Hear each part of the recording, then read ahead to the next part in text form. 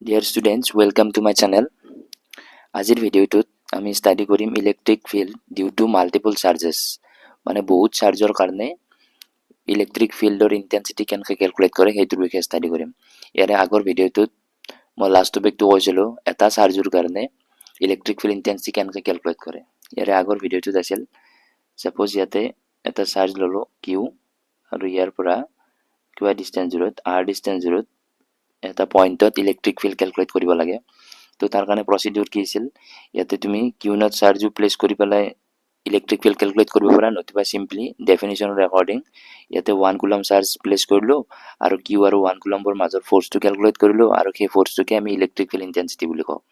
আৰু ইয়াৰ ভেলুটো আমি পাইছিলোঁ E is equal to K Q by R square. এইটো হৈছিল electric field intensity due to a point charge. এতিয়া আমি এটা পইণ্ট চাৰ্জৰ কাৰণে নহয় মানে বহুত কেইটা চাৰ্জৰ কাৰণে তাৰ নিয়াৰ বাই পইণ্টত ইলেক্ট্ৰিক ফিল্ড কেলকুলেট কৰিবৰ কাৰণে মেথডটো চাম। তো তাৰ কাৰণে প্ৰথম মই এটা ডায়েগ্ৰাম বনাই লওঁ।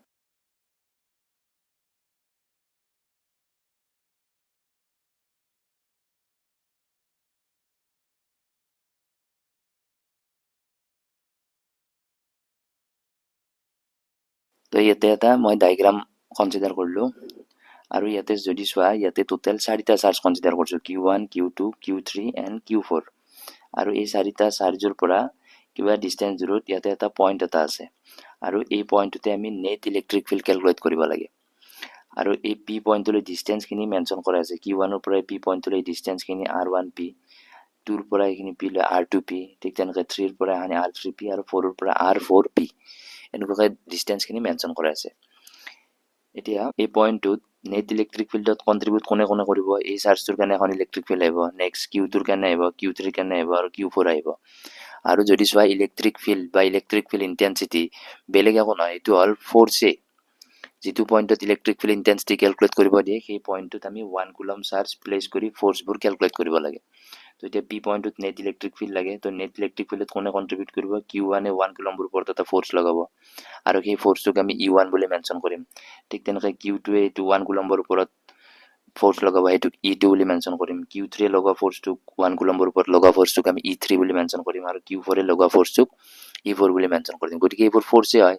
এতিয়া যেনেকৈ আমি ছুপাৰপজিশ্যন প্ৰিন্সিপল পাইছিলোঁ, মানে দুটাতকৈ যদি বেছি চাৰ্জ বহি থাকে তেতিয়া নেট ফ'ৰ্চটো আমি কেনেকৈ কেলকুলেট কৰিছিলোঁ, সেই ইণ্ডিভিজুৱেল ফ'ৰ্চবোৰৰ ফেক্টৰ এডিশ্যন। তো ইলেক্ট্ৰিক ফিল্ড ইণ্টেন্সিটিও বেলেগ নহয়, ফ'ৰ্চে হয়।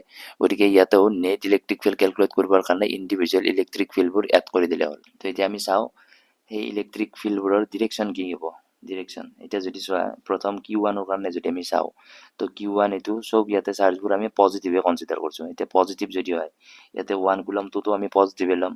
এতিয়া এই পজিটিভ চাৰ্জটোৱে মানে Q1এ 1 কুলমক কি কৰিব, ৰিপেল কৰিব। ৰিপেল কেনেকুৱা ডিৰেকশ্যন কৰিব, এই লাইনডালৰ এলং, তো এইখন হ'ব। ঠিক তেনেকৈ Q2এও 1 কুলমক ৰিপেল কৰিব এই লাইনডালৰ এলং, এইটো হ'ব। Q3ও ইয়াক ৰিপেল কৰিব এই লাইনডালৰ এলং, Q4ও ৰিপেল কৰিব এই লাইনডালৰ এলং, এনেকুৱাকৈ এইটো ডিৰেকশ্যনত। তো এতিয়া আমি ডিৰেকশ্যনবোৰ মেনশ্যন কৰোঁ।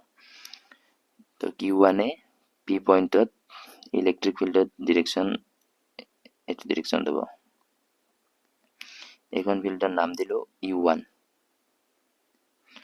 নেক্সট Q2এ লগাব ইয়াৰ ওপৰত ফ'ৰ্চটো আৰু সেই ফ'ৰ্চটোৰ ডিৰেকশ্যন বা ইলেক্ট্ৰিক ফিল্ডৰ ডিৰেকশ্যন হ'ব এই লাইনডালৰ along.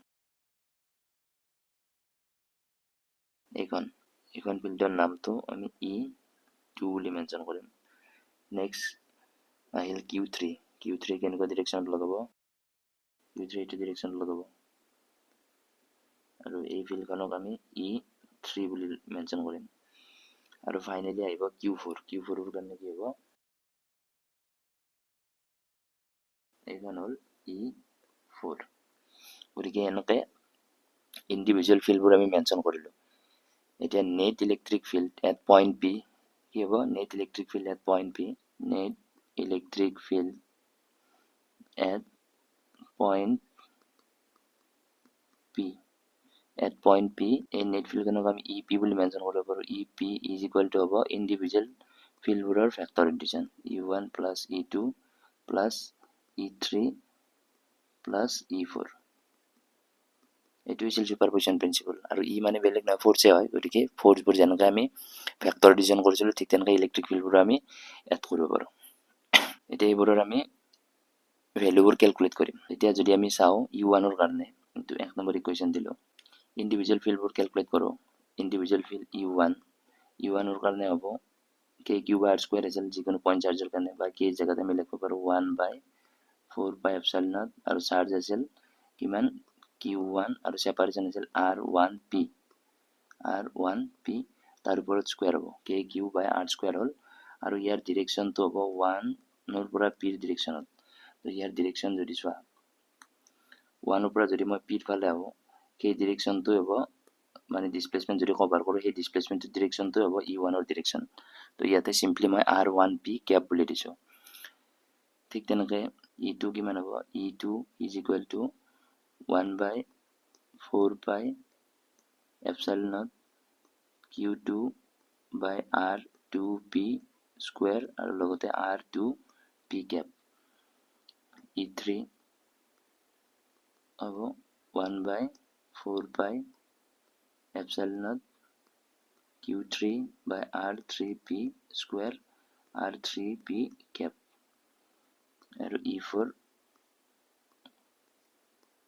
1/4πε0 Q4 by R4P square R4P cap এইবোৰ হ'ব। তো এতিয়া 1 নম্বৰ যদি আমি পুট কৰোঁ তো নেট ইলেক্ট্ৰিক ফিল্ড পাই যাম।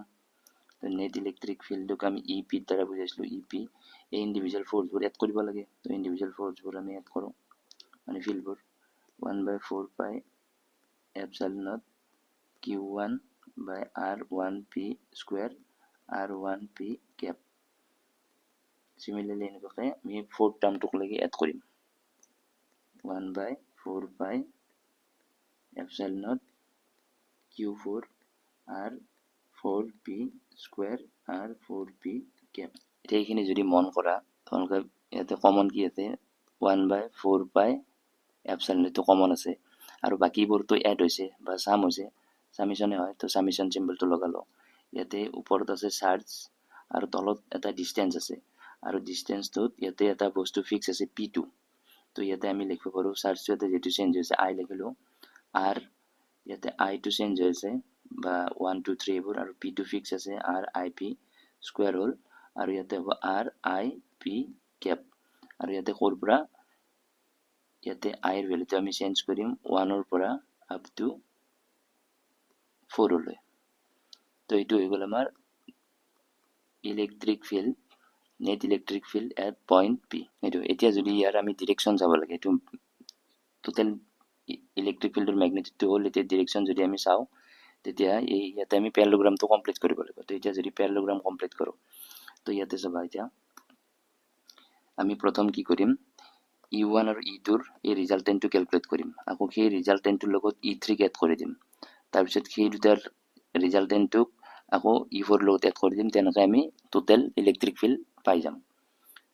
এতিয়া সেই ৰিজাল্টেণ্টবোৰ কেলকুলেট কৰিবৰ কাৰণে আমি পেৰালোগ্ৰাম কমপ্লিট কৰিব লাগিব। তো পেৰালোগ্ৰাম কমপ্লিট কৰোঁ। এতিয়া প্ৰথমটোৰ কাৰণে যদি আমি পেৰালোগ্ৰাম কমপ্লিট কৰোঁ, এইটো E1 ছাইডটো এইটো আছে, E1 ছাইডৰ ইয়াতে পেৰেলেল ছাইড এটা বনাম আৰু লগতে E2ৰ পেৰেলেল ছাইড এইটো ইয়াতে হ'ব। তো এইটো হ'ল পেৰালোগ্ৰামটো। এতিয়া ইয়াৰ যদি আমি ৰিজাল্টেণ্ট চাওঁ U1 আৰু E2ৰ, তো ৰিজাল্টেণ্টটো হ'ব এনেকুৱাকৈ ডায়েগনেলডাল। তো এইটো কাক বুজাই আছে, এইটো বুজাই আছে E1 plus E2, U1 plus E2। এতিয়া এই যিটো ৰিজাল্টেণ্ট আমি পালোঁ U1 প্লাছ E2ক যদি মই এবাৰ E3ৰ লগত এড কৰি দিওঁ তেতিয়া আমি আকৌ U1 E2 E3ৰ এডিশ্যন পাই যাম, U1 plus E2 plus E3 পাই যাম। তো তাৰ কাৰণে চাবা এতিয়া আকৌ পেৰালোগ্ৰাম কমপ্লিট কৰিব লাগিব। এতিয়া এই ছাইডটোৰ পেৰেলেল ছাইড এটা মই ইয়াতে কনচিডাৰ কৰিম আৰু এই ছাইডটোৰ পেৰেলেল ছাইডটো ইয়াতে কনচিডাৰ কৰিম।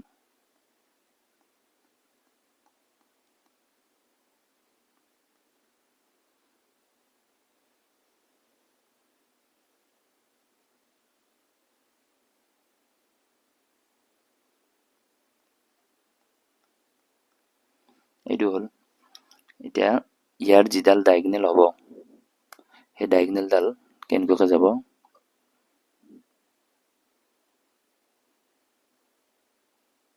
কেনেকুৱা টাইপ হ'ব এইডাল এতিয়া কাক বুজাই আছে U1 plus E2 plus E3 বুজাই আছে E3 এতিয়া ফাইনেলি আমি তিনটা ৰিজাল্টেণ্ট পালো E1 E2 and E3 resultant পালো এইডাল এতিয়া ইয়াতে তিনটা ৰিজাল্টেণ্ট সোমাইছে এতিয়া তিনটা ৰিজাল্টেণ্টটোক আমি যদি ফাইনেলি E4 লগত এড কৰি দিওঁ তো চাৰিটা ভেক্টৰ এড কৰা বুজাব তো এতিয়া তাৰ কাৰণে আমি কি কৰোঁ আকৌ পেৰালোগ্ৰাম কমপ্লিট কৰোঁ এই ৰিজাল্টেণ্টটোৰ লগত ইয়াৰ পেৰেলেল সাইড এটা ইয়াতে ড্ৰ কৰিম আৰু লগতে ইয়াৰ পেৰেলেল সাইডটো ইয়াতে ড্ৰ কৰিম যিডাল ডায়াগনেল হ'ব সেইটো হ'ব নেট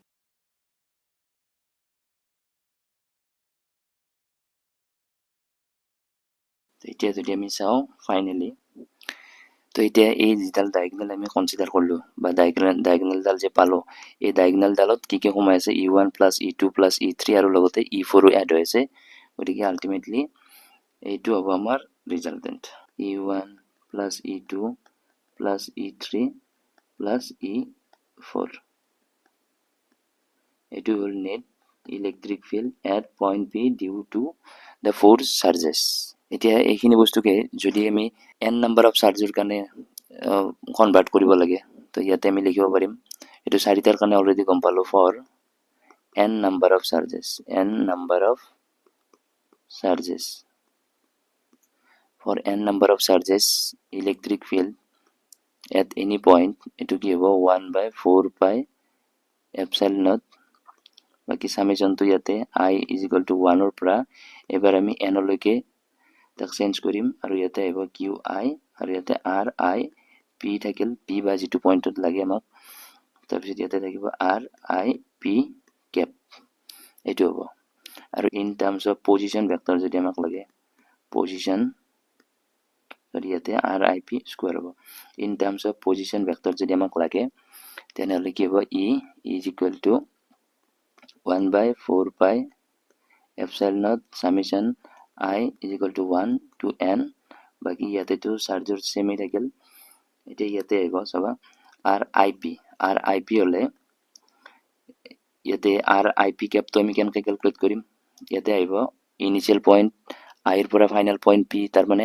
RP minus RI এইটো ভেক্টৰটো হ'ব ডিসপ্লেসমেন্ট ভেক্টৰ আৰু ডিভাইড বাই তাৰ ম্যাগনিটিউড RP minus এটা চোৱা ইয়াতে in terms of position vector লাগে এতিয়া এই পয়েন্টটো কিবা এটা ফিক্স কোঅৰ্ডিনেট আছে এইটো হ'ব R1 বুলি ক'লো সাপোজ তাৰপিছত নেক্সট এই পয়েন্টৰ এটা ফিক্স পজিশন আছে এইটো হ'ল RP তো এতিয়া ইয়াৰ পৰা এইখিনিক লাগি ডিসপ্লেসমেন্ট ভেক্টৰটো লাগে এইটো কি হ'ব ফাইনাল পয়েন্টৰ পজিশন ভেক্টৰ মানে ইনিশিয়াল পয়েন্টৰ position vector RP minus R1 হ'ব তো RP minus R1 এই ডিসপ্লেসমেন্ট ভেক্টৰটোৰ ম্যাগনিটিউড কিমান হ'ব R1P হ'ব তো ইয়াতে আমি সিম্পলি তাৰ মানে লিখিব পাৰিম QI থাকিল ইয়াতে তলত আহি যাব RIP কিউব আৰু ওপৰত ইয়াতে থাকি যাব R কি হ'ব RP minus RI হ'ব RI এইটো হ'ব in terms of position vector